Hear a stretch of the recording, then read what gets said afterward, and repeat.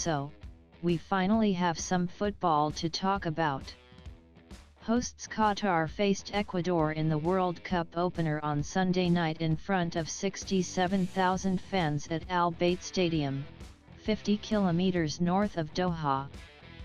The venue, designed to look like a tent, sits in the middle of, well, nothing.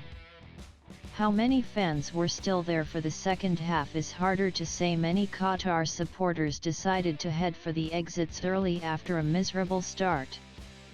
On Sunday night's form, Qatar fans will not get many more chances to see their team at a World Cup, this one, or any other. But perhaps the novelty has already worn off. More troubling news came from outside the FIFA Fan Festival in central Doha, where tens of thousands of people tried to watch the game live on a big screen.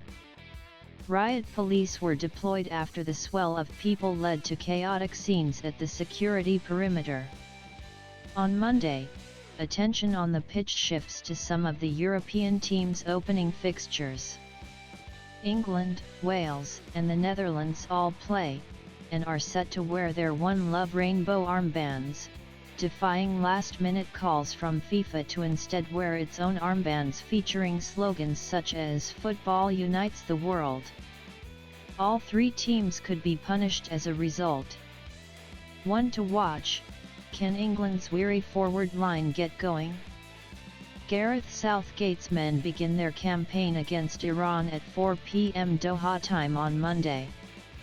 The lineup is unlikely to yield many surprises. Southgate has shown himself to be fiercely loyal to his most trusted players, even those struggling for form in the domestic game. Iran, led by Carlos Queiroz, the former Manchester United assistant and Real Madrid coach, will offer a well-organized defense, something increasingly rare in the international game.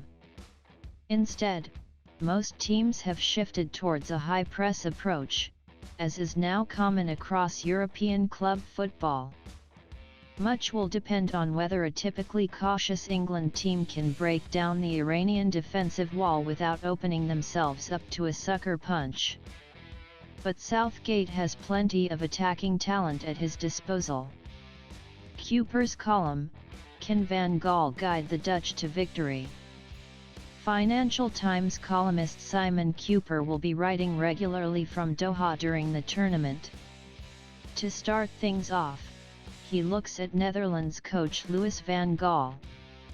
The Netherlands may be lacking top talent this year, he says, but with a world-class coach at the helm and such a rich football culture, nobody should write them off too soon.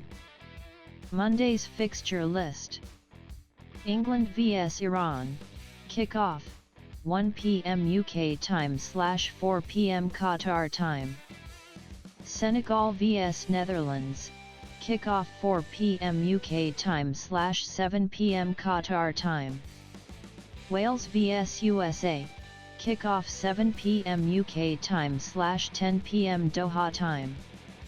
Sunday highlight: Qatar's football project runs into reality. Qatar has been dreaming of the World Cup for 12 years. Read more about the country's football ambitions here. On Sunday night, the unlikely tournament hosts discovered the reality. An Ecuador side, led by captain and dominating centre-forward Iner Valencia, gave Qatar a bruising lesson in World Cup football. Valencia opened the scoring in the third minute, only to have the goal disallowed by a questionable VAR decision. The South Americans were awarded a penalty after less than 15 minutes, which Valencia coolly put away, before heading in Ecuador's second with half an hour gone.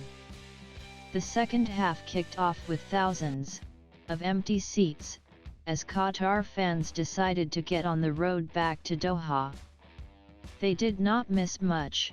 A dire second half left the score unchanged.